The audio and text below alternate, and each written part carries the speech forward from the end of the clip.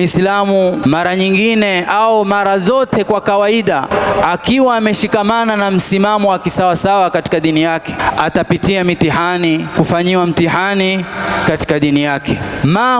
Man najatu min hadhihi alfitna, Muislamu ataokoka vipi, atasalimika vipi na fitna hii anapofanyiwa mtihani katika dini yake? Yaqulu Allahu azza wa jalla, anasema Allah subhanahu wa ta'ala ndani ya hii sura akimwambia mtume wake alayhi salatu wassalam, wasbir nafsaka ma'a alladhina yad'una rabbahum bilghadati walashi.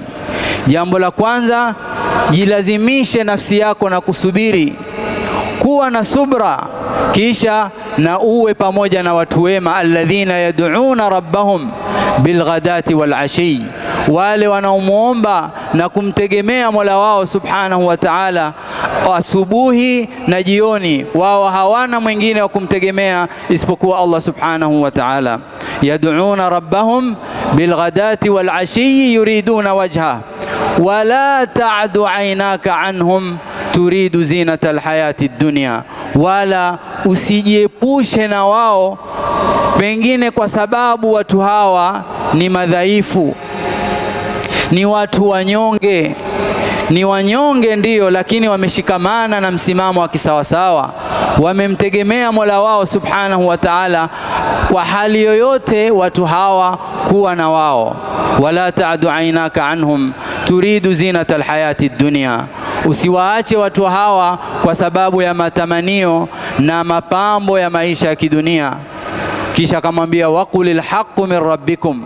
Suluhisho lingine, ukiwa maadamu wewe uko katika haki na umepata mitihani katika ile haki iliyoshikamana nao, ile mitihani isikunyamazishe wewe kuzungumza haki. Waqulil haqqu min rabbikum faman shaa falyu'min wa man shaa falyakfur. Anayetaka aamini, anayetaka abaki katika msimamo wake wa kumuasi Allah subhanahu wa ta'ala na kumshirikisha Allah subhanahu wa ta'ala. ومن شاء فليكفر إنا أعتدنا للظالمين نارا أحاط بهم سرادقها. wale watakaoikataa haki, Allah subhanahu wa ta'ala ashatuelezea wazi kwamba amewaandalia moto wa jahannam kesho yaumul qiyama.